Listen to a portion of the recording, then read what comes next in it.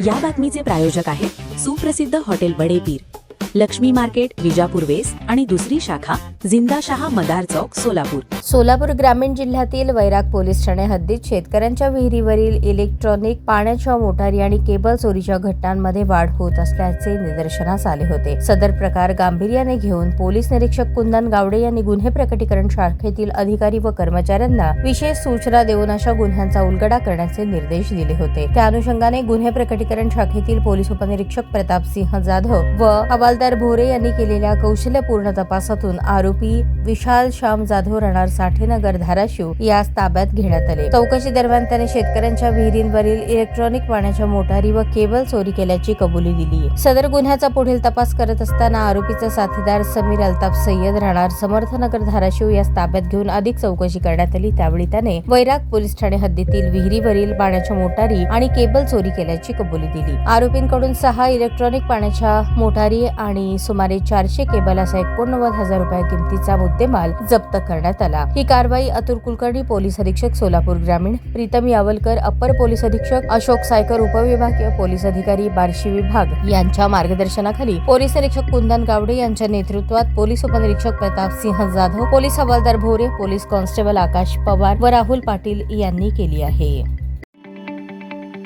ताज्या बातम्या पाहण्यासाठी प्राईम महाराष्ट्र न्यूज चॅनलला सबस्क्राईब करा.